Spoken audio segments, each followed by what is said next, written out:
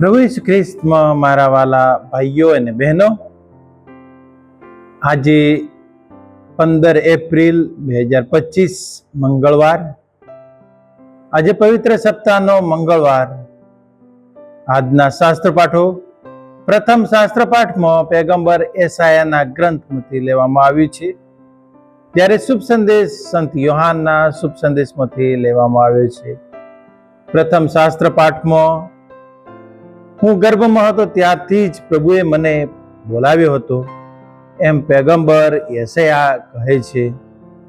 માત્ર એસાયાને જ નહીં, પણ આપણ સૌને ઈશ્વરને માતાના ગર્ભમાંથી જ પસંદ કરીને હાકલ કરેલ છે. જુદી જુદી પ્રકારની હાકલ કરેલી છે. આપણે પ્રશ્ન કરીએ છીએ કે શું હું મારી હાકલને વફાદાર છું કે કેમ? કદાચ મને મારા મિત્રો કે સગા સંબંધીઓ છોડી દે, તેમ છતાં હું મારી હાકલને વફાદાર છું કે કેમ? આજના શુભ સંદેશમાં પણ ઈસુ આપણને કહે છે કે, અને શુભ સંદેશમાં ખાસ કરીને કહે છે કે, તમારામાંથી એક મને દગો દેવાનો છે. ઈસુ વલોવાતે હૈયે આ ભારપૂર્વક કહે છે.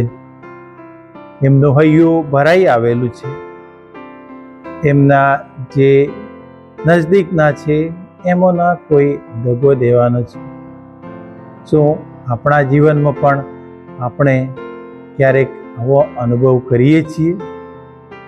આપણા નજદીકના સગા સંબંધી અથવા આપણા મિત્ર કોઈ આપણને દગો દે, ત્યારે આપણું વલણ, આપણી પરિસ્થિતિ, આપણો મનોભાવ કેવો હોય છે?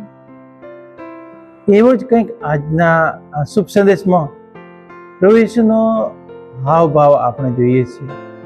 તેમ છતાં એમનો પ્રેમ એમના શિષ્યો પ્રત્યેનો ઓછો થતો નથી. તેઓને પ્રેમથી સમજાવે છે. શું આપણે પણ આપણે ઈશ્વરની હાકલને વફાદાર રહીએ છીએ? જ્યારે કોઈ આપણને દગો દેનાર ને આપણે જાણતા હોઈએ, ત્યારે એની સાથે આપણે પ્રેમપૂર્વક વર્તીએ છીએ? આપણે એમની સાથે કેવો વ્યવહાર કરીએ છીએ? એ આપણે આજના શુભ સંદેશમાં ઈસુ પરથી આપણે શીખીએ છીએ.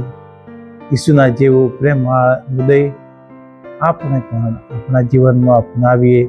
આપણા કુટુંબીજનો, આપણા ભાઈ બહેનો, આપણા સગા સંબંધીઓ, મિત્ર મંડળો સાથે પ્રેમથી વર્તી ઈસુના સાચા અન્વયી પુરવાર થઈએ અને ઈશ્વરની હાકલને વળગી રહી ઈશ્વરમય જીવન જીવવા માટે પ્રયત્ન કરીએ. આમેન.